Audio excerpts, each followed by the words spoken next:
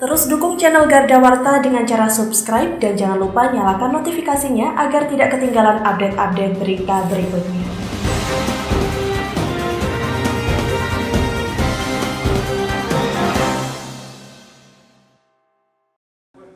Para kades mengeluhkan atas kenaikan biaya PBB dan NJOP yang dinilai memberatkan masyarakat. Karena kenaikan terjadi hingga beberapa kali lipat dari biaya semula. Sedangkan sesuai dengan Perda Nomor 7 Tahun 2019, besaran biaya NJOP bisa dinaikkan setiap 3 tahun sekali. Namun sejak tahun 2014 silam, PBB dan NJOP belum mengalami kenaikan hingga terjadi pada tahun 2021 ini. Di Februari atas kajian dengan pihak UGM sebagai ahli untuk besarannya di setiap wilayah berbeda-beda. Yang tertinggi naik hingga 8 sampai 13 kali lipat dari biaya semula. Setelah berpolemik dan hampir 99% kepala desa di Tulungagung menyatakan keberatan atas kenaikan biaya PBB dan NJOP. Kemudian melaksanakan rapat bersama yang hasilnya menolak kenaikan tahun 2021 ini dan kembali mengacu biaya tahun 2020 lalu. Menurut pihak kepala desa, PBB pada dasarnya dipengaruhi oleh besaran NJOP. Selain berhubungan dengan besaran biaya pajak pada bidang tanah, juga akan berpengaruh kepada jual beli dan kepengurusan sertifikat tanah. Sedangkan di tengah situasi pandemi ini, pihak kepala desa menyatakan tidak tega menagih pajak dengan besaran biaya yang baru. Benar enggak itu kenaikannya? Sesuai di harga lapangan apa enggak? Jadi kan harus ada kelas tanah yang pinggir jalan dengan kelas tanah yang di belakangnya. Tentu beda loh ya. Jadi ini harus menjadi acuan teman-teman yang di Bapenda untuk kembali melihat kenaikan NJOP yang menjadi permasalahan ini harus segera terselesaikan. Artinya Dewan sepakat Pak dengan tuntutan yang dilakukan oleh para kepala desa? Iyalah, situasinya bukan pada waktu yang tepat untuk menaikkan itu. Jadi permasalahan kenaikan pajak dari teman-teman kepala desa kan tidak ada masalah.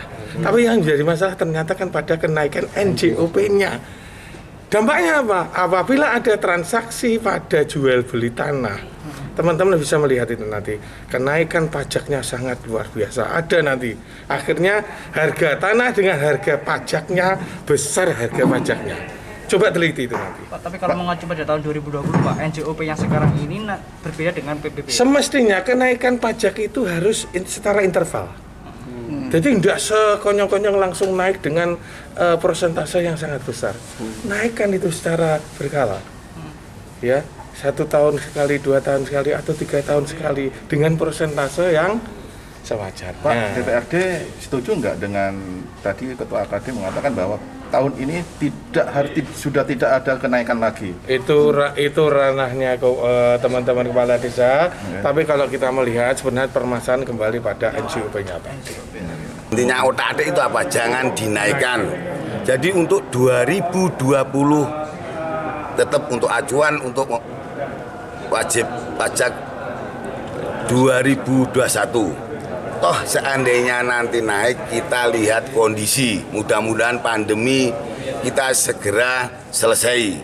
Dan nanti seandainya naik harus koordinasi dengan pemerintahan desa, kepala desa dengan yang di bawahnya. Begitu. Kenaikan berapa persen Pak ini rata-rata Pak?